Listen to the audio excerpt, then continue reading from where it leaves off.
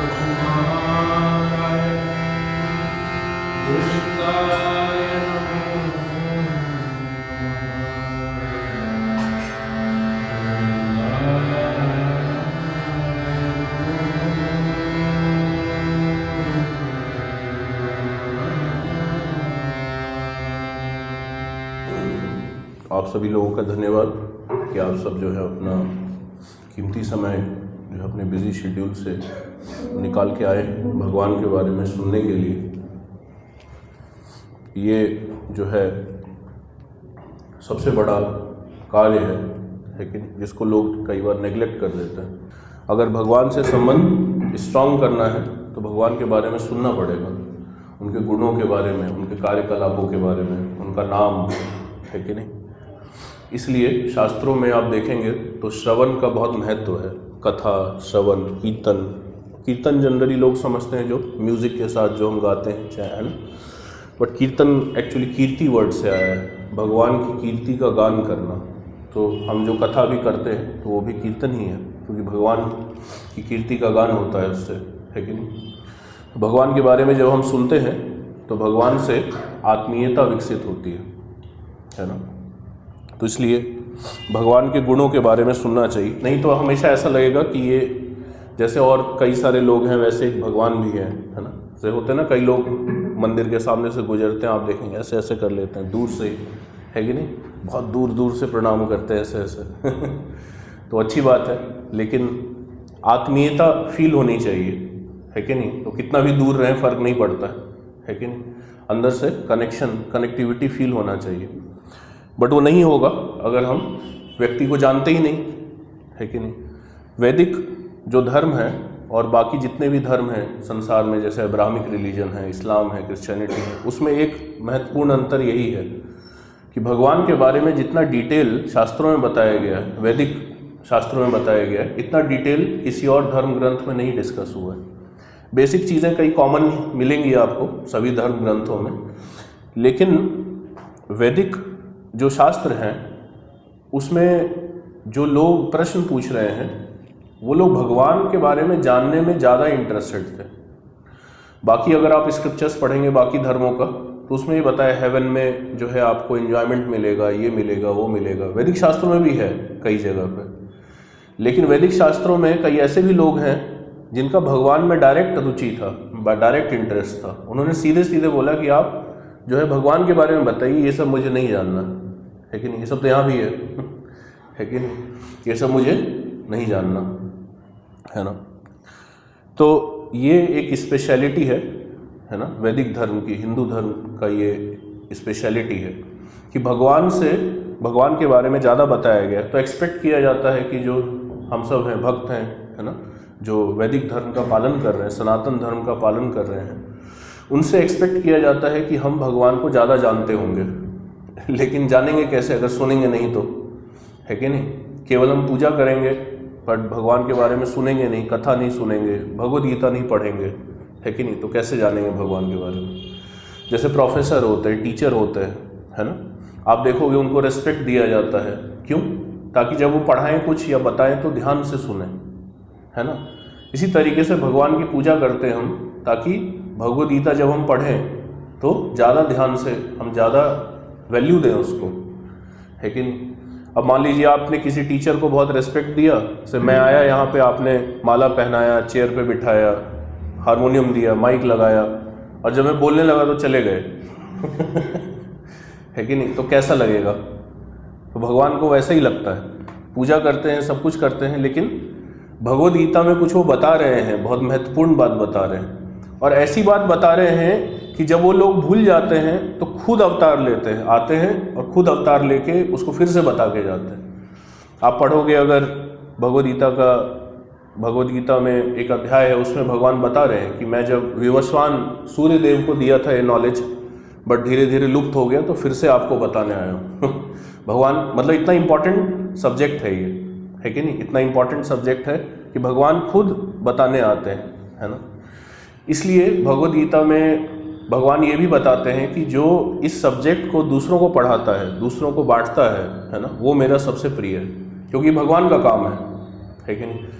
जैसे नहीं होते, जैसे पीएम है, मान लीजिए प्राइम मिनिस्टर हैं या चीफ मिनिस्टर हैं, उनसे आप मिलने जाओगे अगर वैसे ही फ़ोटो खिंचाने के लिए, तो आपको मिलने नहीं देंगे।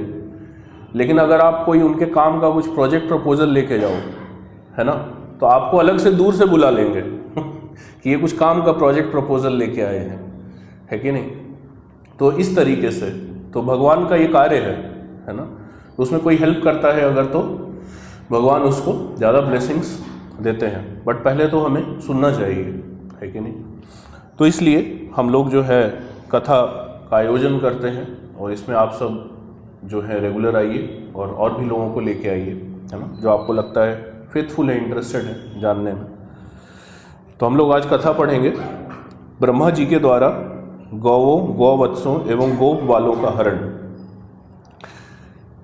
श्री नारद जी ने, तो मैं इसको पढ़ूंगा, बीच बीच में रुक के इसको हम चर्चा भी करेंगे कि हमारे लाइफ के लिए कैसे रेलेवेंट है ये, है ना, हमारे लेवल पे कैसे हम इसको समझ सकते हैं। श्री नारद जी कहते हैं, राजेंद्र, अब भगवान श्री कृष्ण की अन्य लीला सुनिए। यह लीला उनके बाल्यकाल की है, तथापि उनके पौगंडावस्था की प्राप्ति के बाद प्रकाशित हुई। श्री कृष्ण गौवत्स एवं गोप बालकों की मृत्यु के समान भयंकर अघासुर के मुख से रक्षा करने के उपरांत उनका आनंद बढ़ाने की इच्छा से यमुना तट पर जाकर बोले, तो ये सखाऊं। तो इसके जस्ट पहले अघासुर का वध हुआ है, जो है अजगर था, और उसने सभी ग्वाल वालों को निगल लिया था, है? तो अभी जस्ट उसको मार के आए हैं। प्रिय सखाओं, यह कोमल वालुका में तट बहुत ही सुंदर है। वालुका में मतलब जहाँ पे बालू होता है, रेत होता है ना, तट, यमुना नदी के तट पे, तो बहुत सुंदर लग रहा है, बीच जैसे होता है ना, बीच जैसा। शरद ऋतु में खिले हुए कमलों के पराग से पूर्ण है, शीतल, मंद एवं सुगंधित त्रिविध वायु से सौरभित है। यह तटभूमि भौरों की गुंजार से युक्त एवं कुंज और वृक्ष लताओं से सुशोभित है। गोप बालकों, दिन का एक प्रहर बीत गया है, भोजन का समय भी हो गया है, अतएव इस स्थान पर बैठकर भोजन कर लेते हैं। कोमल वालुका वाली यह भूमि भोजन करने के उपयुक्त दिख रही है। बछड़े भी यहाँ जल पीकर हरी हरी घास चरते रहेंगे। तो ऐसा उन्होंने प्लान बनाया कि आप लोग सब थक गए होंगे, है ना, तो बैठ के सुंदर जगह लग रहा है। लेकिन यहाँ भी एक है ना, श्रीनगर से आगे जाएंगे तो उसको छोटा गोवा बोलते हैं लोग, देखा है वहाँ पे रेत है ना, और वहाँ पे जो है काफ़ी लोग रुकते हैं वहाँ पे।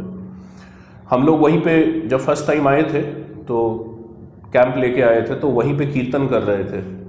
तो श्रीनगर के एक भक्त ने देखा हमें, तो वो हमारे पास आए और उन्होंने बोला कि आप लोग श्रीनगर में भी प्रचार कीजिए वहीं पे बैठे हुए थे हम लोग। तो भगवान ने बोला कि बड़ा सुंदर स्थान है, रुक के थोड़ा खाना वाना खाते, फोटो वोटो खींचते, फिर चलेंगे आगे, है ना। गोप बालकों ने श्री कृष्ण की यह बात सुनकर कहा, ऐसा ही हो। वे सब के सब भोजन करने के लिए यमुना तट पर बैठ गए। इसके उपरांत जिनके पास भोजन सामग्री नहीं थी, उन बालकों ने श्री कृष्ण के कान में दीनवाणी से कहा, हम लोगों के पास भोजन के लिए कुछ नहीं है, हम लोग क्या करें। नंदगांव यहाँ से बहुत दूर है, अतः हम लोग बछड़ों को लेकर चले जाते हैं। बोला कि आप लोग खाइए, हम लोग चले जाते हैं, हम तो भोजन लाए नहीं।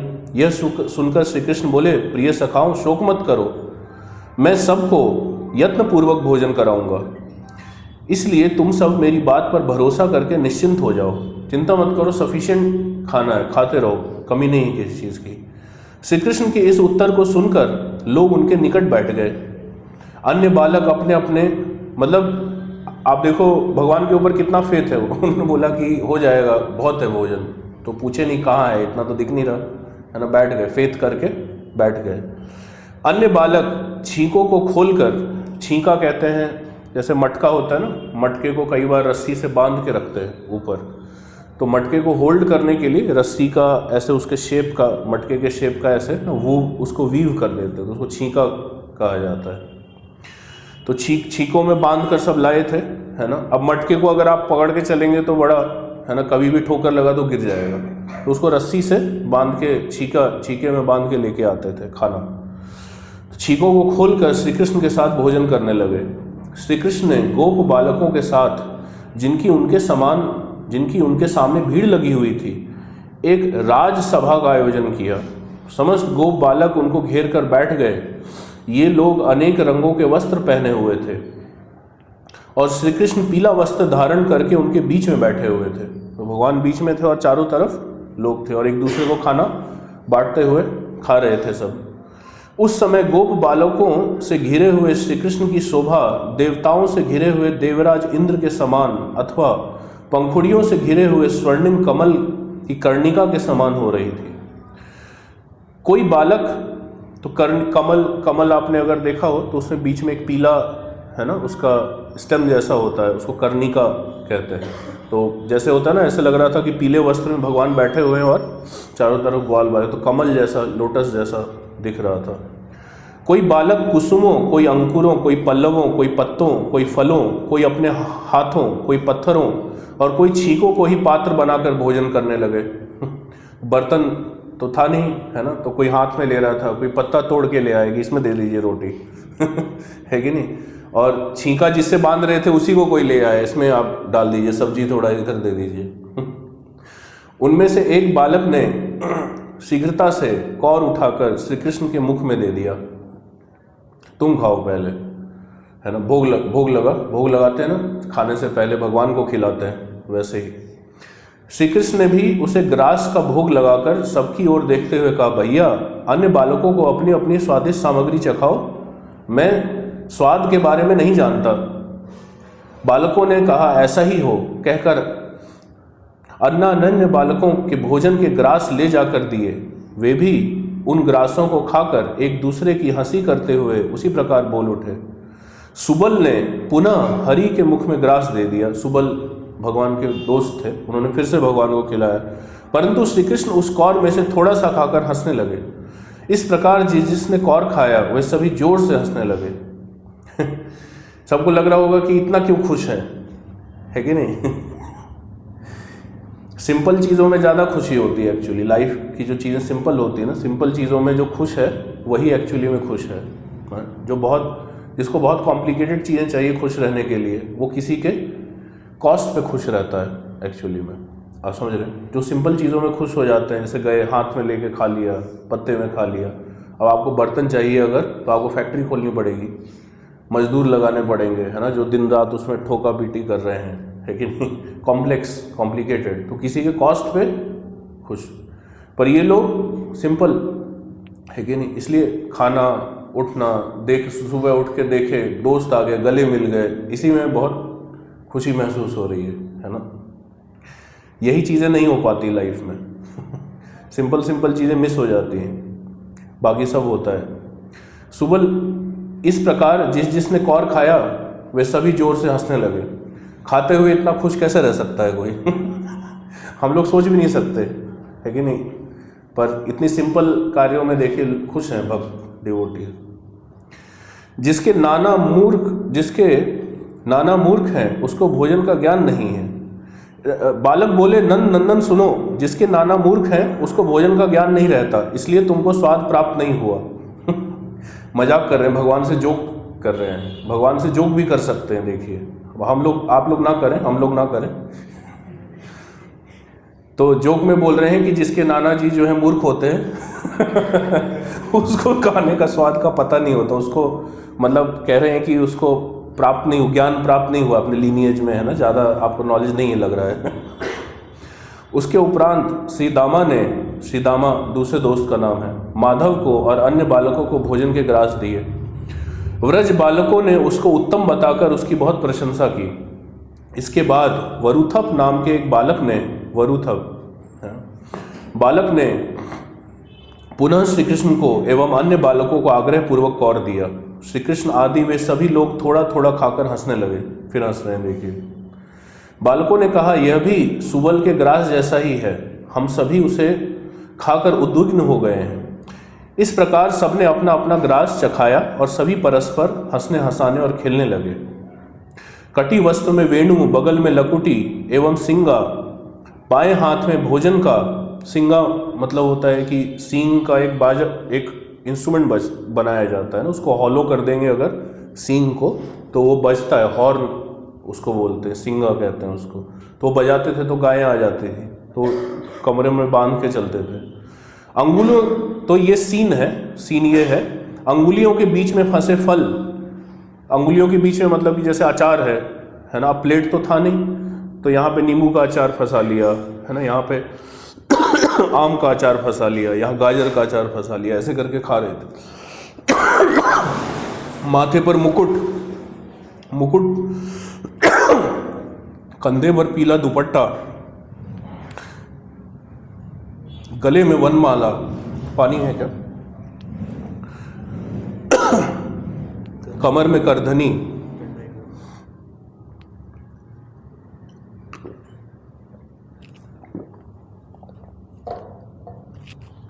पैरों में नुपुर और हृदय पर श्रीवत्स तथा कौस्तुभ मणि धारण किए हुए श्री कृष्ण गोप बालकों के बीच में बैठकर अपनी विनोद भरी बातों से बालकों को हंसाने लगे।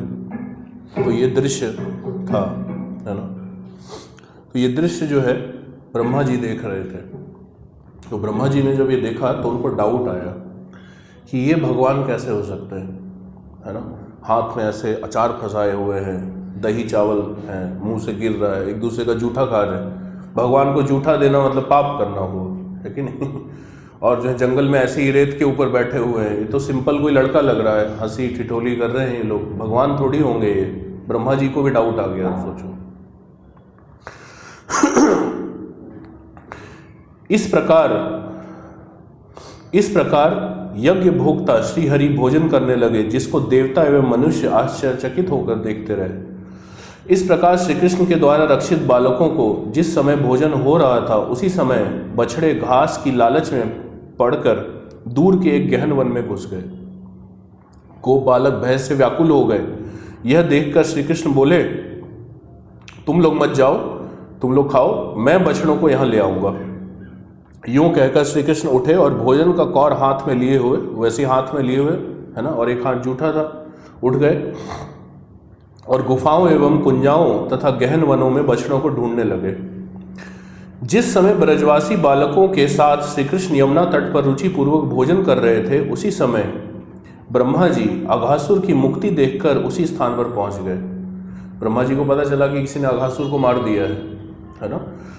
उनको पता था कि भाई भगवान अवतरित होते हैं, उनको पता भी था कि भगवान अवतरित होते हैं, वृंदावन में आए हुए हैं, तो देखने आए। उनको लगा दर्शन करके आ जाएंगे, बट जब देखे तो उस दृश्य को देखकर ब्रह्मा जी मन ही मन कहने लगे, ये तो देवादिदेव श्रीहरि नहीं है, अपितु कोई गोप कुमार लगते हैं। तो सिंपल लड़का लग रहा है गांव का, है ना। यदि ये श्रीहरि होते तो गोप बालकों के साथ इतने अपवित्र अन्न का भोजन न कैसे करते। राजन, ब्रह्मा जी परमात्मा की माया से मोहित होकर इस प्रकार बोल गए। उन्होंने भगवान की महिमा को जानने का निश्चय किया। ब्रह्मा जी स्वयं, तो उन्होंने सोचा कि लगता है टेस्ट करना पड़ेगा कि भगवान है कि नहीं, डाउट हो गया उनको, है ना। ब्रह्मा जी स्वयं आकाश में अवस्थित थे। इसके उपरांत अघासुर उद्धार की लीला के दर्शन से चकित होकर समस्त गायों, बछड़ों तथा गोप बालकों का हरण करके वे अंतर्धान हो गए। तो उन्होंने क्या किया, टेस्ट लेने के लिए जो ग्वाल वाल बैठे हुए थे, गायें थीं, ग्वाल बाल थे, उन सबको किडनैप कर लिया और अपने ब्रह्मलोक ले गए, लेकिन टेस्ट करने के लिए कि पता नहीं भगवान है क्या है, पता चल जाएगा। ब्रह्मा जी के द्वारा श्री कृष्ण के सर्वव्यापी विश्वात्मा स्वरूप का दर्शन। श्री नारद जी कहते हैं, इसीलिए कृष्ण को कई बार, जैसे आप भगवान कृष्ण को देखेंगे ना, तो भगवान जो है वो वास्तविकता में अपना पावर या अपना जो है स्ट्रेंथ, वेल्थ, ये दिखाना उनको अच्छा नहीं लगता भगवान को वास्तविकता में। उनका जो वास्तविक रूप है भगवान का, वो व्रज में देखने को मिलता है, जहाँ वो बांसुरी बजाते हैं, सिंपल रहते हैं वो। आप समझे बात को। लेकिन जैसे कई बार ऐसा होता है ना कि कुछ लोग ऐसे होते हैं जिनको जब तक आप पावर नहीं दिखाओगे तब तक वो रिस्पेक्ट नहीं करते। इसका मतलब वो आत्मीयता नहीं है। आप समझे ना। तो उनके लिए भगवान को दिखाना पड़ता है। अभी ब्रह्मा जी को दिखाएंगे, है ना। लेकिन भक्त जो है, डिवोटी, वो भगवान से इसलिए, भगवान की पूजा इसलिए करते हैं क्योंकि वो एज अ पर्सन उनसे अटैच्ड है, उनके गुणों से आकर्षित है। इसलिए नहीं कि वो भगवान है, आप समझ रहे बात को। इसलिए नहीं कि वो सबसे पावरफुल व्यक्ति हैं, डर से नहीं पूजा करते, है कि नहीं। शुरुआत हो सकती है भक्ति की डर से, कि कहीं से भी शुरुआत हो सकती है। कुछ लोग डर से, फियर के प्लेटफॉर्म से जो है स्पिरिचुअलिटी में इंटरेस्ट शुरू आता है उनको, है ना। कुछ लोग आउट ऑफ ड्यूटी करना शुरू करते हैं कि हमारी ड्यूटी है, भगवान इतना कुछ दे रहे हैं तो हमें भी बदले में भगवान की पूजा कर लेते हैं। भगवान इतना दे रहे हैं तो हम आधा घंटा तो दे ही सकते हैं, मतलब ऐसे आउट ऑफ ड्यूटी इसको कहा जाता है कि नहीं। कई लोग जो है आउट ऑफ क्यूरियोसिटी करते हैं, है कि नहीं। कई लोग आउट ऑफ डिज़ायर करते हैं कि कुछ चाहिए भगवान से, तो इसलिए कई लोग पूजा करते हैं, है कि नहीं। और लेकिन ये सभी वैलिड प्लेटफॉर्म है, कहीं से भी शुरुआत की जा सकती है, लेकिन गोल ये नहीं है, यहाँ तक रुकना गोल नहीं। गोल ये है कि अल्टीमेटली प्रेम से पूजा करें भगवान की, है कि नहीं। पूजा करना है लेकिन प्रेम से। लेकिन प्रेम तभी जो है भक्ति से, भक्ति के साथ पूजा करें, तो वो तभी होता है, वो पॉसिबल है जब हम भगवान के गुणों के बारे में सुनते हैं। इसलिए भागवतम आदि ग्रंथों में श्रवणम का बहुत महत्व बताया गया है। आप समझे ना। श्रवण करने से ही जो है भगवान के बारे में ज्ञान, गुण जब पता चलता है ना, तो ईर्ष्या जाती है भगवान के से रिलेटेड, है ना। ऐसा नहीं लगता कि अरे इसकी पूजा क्यों करें, ऐसा क्यों, या डर से नहीं करेंगे, है ना, बल्कि व्यक्ति से आकर्षित होकर करेंगे, गुणों से आकर्षित होकर करेंगे, है ना। तो भगवान चाहते नहीं है वैसे कि अपना ऑपुलेंस दिखाएं, पावर दिखाएं, स्ट्रेंथ दिखाएं। वो एक्सपेक्ट करते हैं कि लोग जो हैं, हर व्यक्ति, एक्चुअली ये इच्छा हर व्यक्ति के अंदर होती है। अगर आप खुद को भी देखेंगे ना, तो आपको भी लगेगा कि कोई ऐसा व्यक्ति होना चाहिए जो मुझे एज अ पर्सन समझे। सबके अंदर ये इच्छा होती है, मेरे पास क्या है, मैं उसके लिए क्या कर सकता हूँ, इससे हट के समझे वो, है कि नहीं। बट लेकिन हम भी फिर दूसरों को ऐसे ही ट्रीट करें तब तो पॉसिबल है कि नहीं। तो मटेरियल वर्ल्ड में तो नहीं पॉसिबल होता है वैसे ये इतना प्योर होना, है कि नहीं। यहाँ पे तो सब एक दूसरे के ऊपर आश्रित हैं किसी न किसी कारण से। लेकिन भगवान की भक्ति एटलीस्ट हम ऐसे कर सकते हैं। इस लेवल तक पहुँचना ये गोल है। हम अभी किसी भी लेवल पे हों वो अच्छा ही है एक्चुअली में, चाहे डर से पूजा कर रहे हों, है ना, चाहे किसी इच्छा से, है कि नहीं, फर्क नहीं पड़ता इतना, है ना।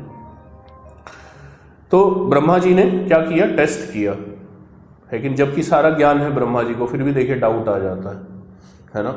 माया इतनी स्ट्रांग है कि बड़े बड़े लोग भी डाउट में आ जाते हैं। तो हम लोग तो छोटे मोटे जीव हैं, है कि नहीं। इसलिए हमेशा डाउट नहीं करते रहना चाहिए।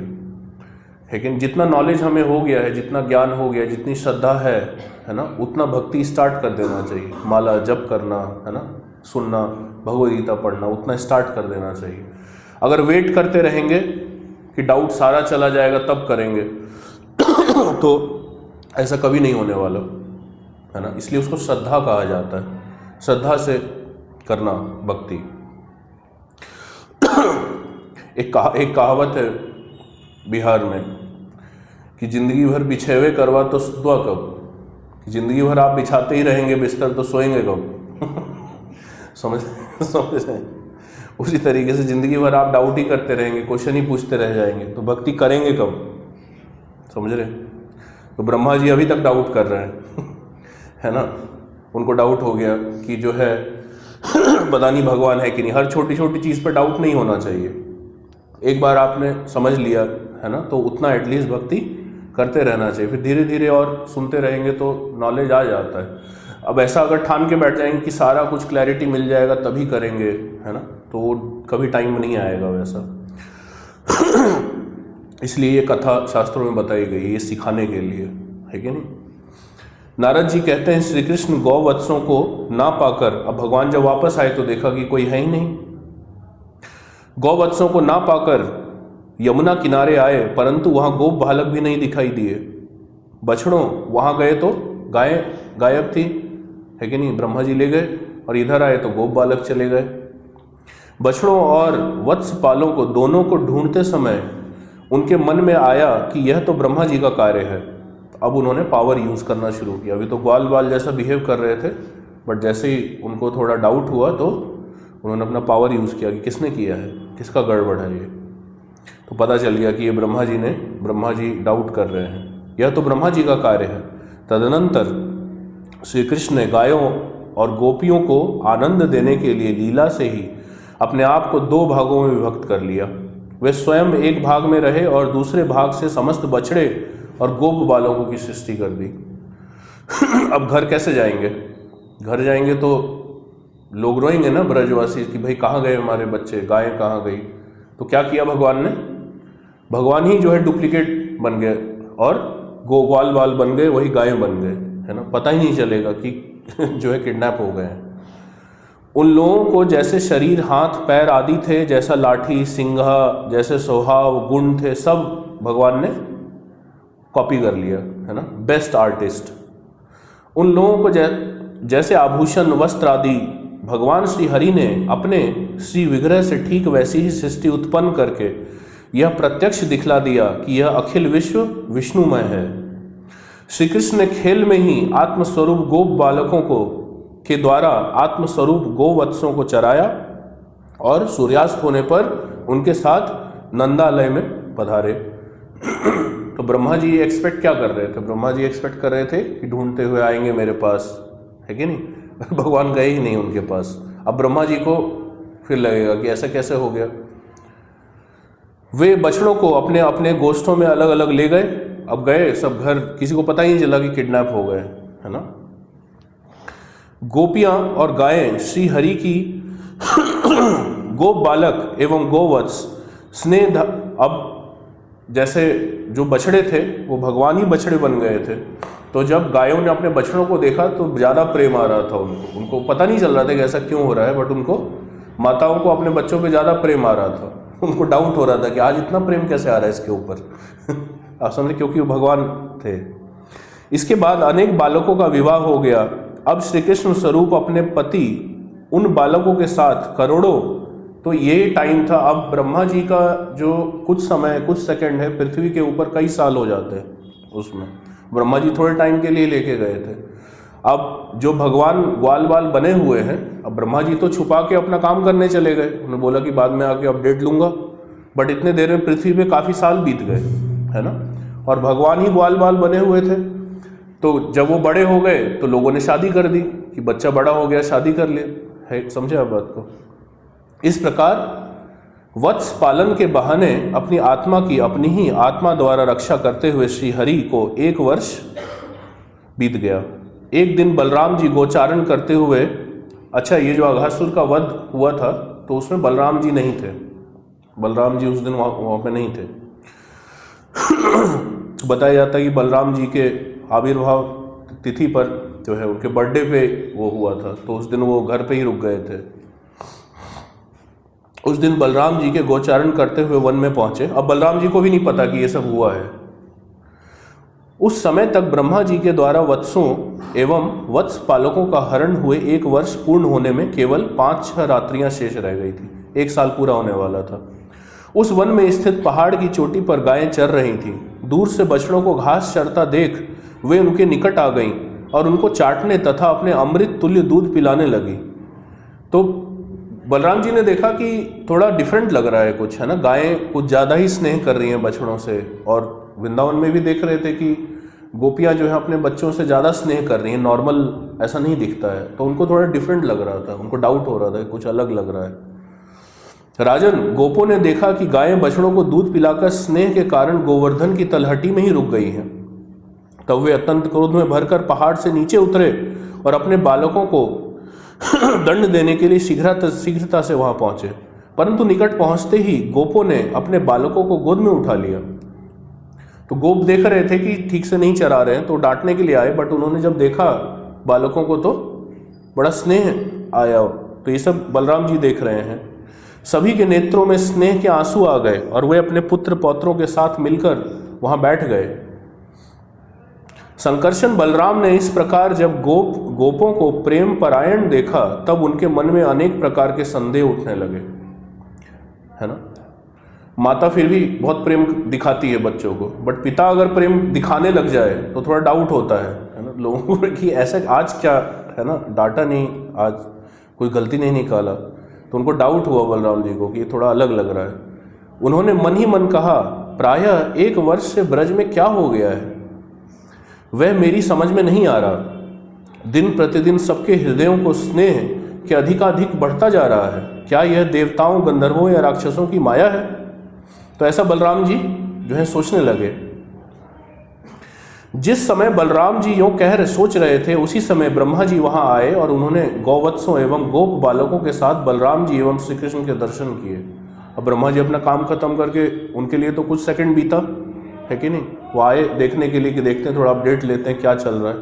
तो आगे क्या देखा, मैं जिस स्थान पर गौवत्स एवं गोप बालकों को रख आया था, वहां से श्री कृष्ण उनको ले आए हैं। लग रहा है उनको लग रहा है कि जहां पे रखा था, छुपाया था, इनको पता चल गया और वो ले आए हैं, क्योंकि एज इट इज दिख रहा था। यूं कहते हुए ब्रह्मा जी उस स्थान पर गए और वहां पर उन सबको पहले की तरह ही पाया। जहां छुपाया था वहां गए देखने के लिए, तो देखा कि नहीं, ये तो अभी भी किडनैप्ड है, लेकिन तो वहां कौन है, तो उनको डाउट आ गया। अब वही जो है वो सोच रहे थे कि कृष्ण को जो है डाउट में डाल देंगे, बट वो खुद डाउट में आ गए। ब्रह्मा जी उनको निद्रित देखकर पुनः व्रज में आए और गोप बालकों के साथ श्रीहरि के दर्शन करके विस्मित हो गए। वे मन ही मन कहने लगे, कैसी विचित्रता है, ये लोग कहाँ से आए हैं और पहले की ही भांति श्री कृष्ण के साथ खेल रहे हैं। यह सब खेल करने में मुझे एक क्षण जितना काल लगा। मतलब ब्रह्मा जी को कुछ 1 सेकंड लगा, है कि नहीं, गए और आए। और लेकिन यहाँ पे तो परंतु इतने में इस भूलोक में 1 वर्ष पूरा हो गया है। अब ये 1 साल से ये कौन खेल रहे हैं, है ना, मैंने तो किडनैप कर रखा है, वहां पे सोए हुए हैं वो सब। तथापि सभी प्रसन्न भी हैं, कहीं किसी को इस घटना का पता भी नहीं चला। इस प्रकार से ब्रह्मा जी मोहातीत विश्व मोहन को मोहित करने गए, परंतु अपनी माया के अंधकार में वे स्वयं अपने शरीर को भी नहीं देख सके।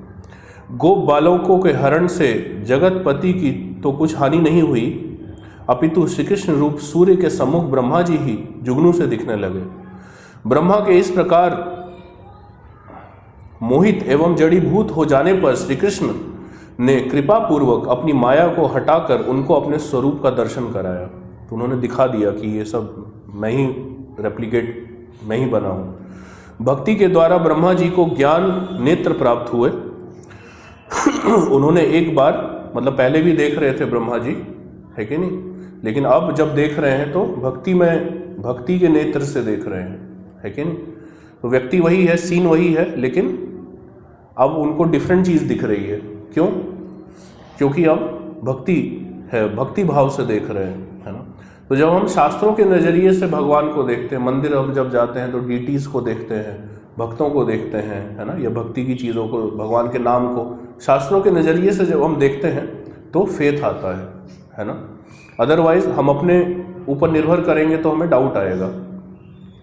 पहले ब्रह्मा जी अपने नॉलेज से देखने का प्रयास कर रहे थे तो उनको डाउट आ रहा था, है कि नहीं। अभी भक्ति से देख रहे हैं तो उनको सब समझ में आ रहा है।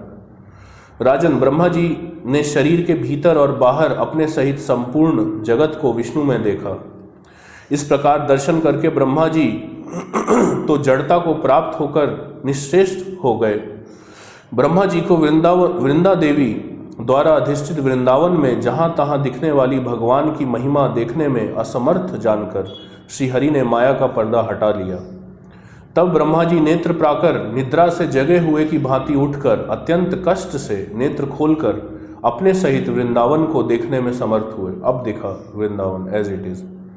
वहां पर वे उसी समय एकाग्र होकर दसों दिशाओं में देखने लगे और वसंत कालीन सुंदर लताओं से युक्त रमणीय वृंदावन का उन्होंने दर्शन किया।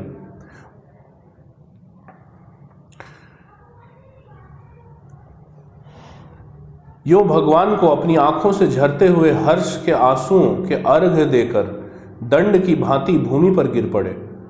भगवान श्री कृष्ण ने ब्रह्मा जी को उठाकर आश्वस्त किया और उनका इस प्रकार स्पर्श किया जैसे कोई प्यारा अपने प्यारे का स्पर्श करे। तत्पश्चात वे सुधा सिक्त दृष्टि से उसी सुंदर भूमि पर दूर खड़े देवताओं की ओर देखने लगे। तब वे सभी उच्च स्वर से जय जयकार करते हुए उनका स्तवन करने लगे, पूजा करने लगे, साथ साथ प्रणाम भी करने लगे। श्री कृष्ण की दया दृष्टि पाकर सभी आनंदित हुए और उनके प्रति आदर से भर गए। ब्रह्मा जी ने भगवान को उस स्थान पर देखकर भक्ति युक्त मन से हाथ जोड़कर प्रणाम किया और रोमांचित होकर दंड की भांति भूमि पर गिर पड़े। पुनः वे गदगद वाणी से श्री भगवान का स्तवन करने लगे। तो ये जो है, तो इस प्रकार ब्रह्मा जी के द्वारा श्री कृष्ण के सर्वव्यापी विश्वात्मा स्वरूप का दर्शन नामक 8वां अध्याय पूरा हुआ। तो ये गर्ग संहिता है। गर्ग मुनि जिन्होंने भगवान का नामकरण किया था उनकी रचना है ये। और गर्ग मुनि क्योंकि वृंदावन में रहे और उन्होंने बहुत क्लोजली भगवान के बाल लीलाओं को देखा, क्योंकि वहीं रह रहे थे, तो उन्होंने बहुत डिटेल में उनकी बाल लीलाओं को लिखा है ना, गर्ग संहिता को कहते हैं। तो उसमें बताया गया है। ओके, हरे कृष्णा कृष्णा कृष्णा हरे हरे, हरे राम राम राम हरे हरे। तो इस प्रकार से आप लोग इसके ऊपर जो हमने डिस्कस किया है ना, इसके ऊपर आप लोग विचार कीजिए और रेगुलरली आप लोग इस तरीके से कार्यक्रम में आते रहिए और भी लोगों को आप लोग धीरे धीरे जोड़िए ताकि वो लोग भी भगवान के बारे में सुन सकें। हरे कृष्णा, थैंक यू। तो कोई कुछ पूछना चाहते हैं, अगर कोई कुछ प्रश्न हो, किसी का कुछ डिस्कस करना चाहते हैं, पूछना चाहते हैं, तो पूछ सकते हैं।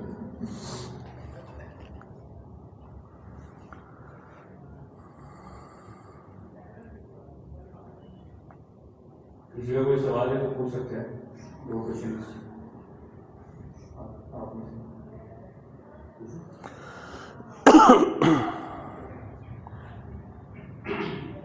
हरे कृष्णा।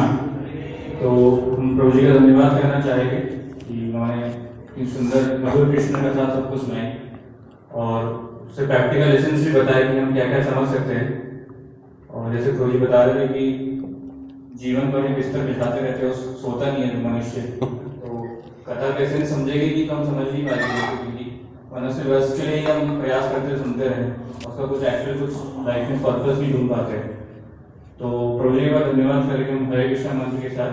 हरे कृष्णा कृष्णा कृष्णा हरे हरे, हरे राम राम राम हरे हरे। तो अभी आरती होगा।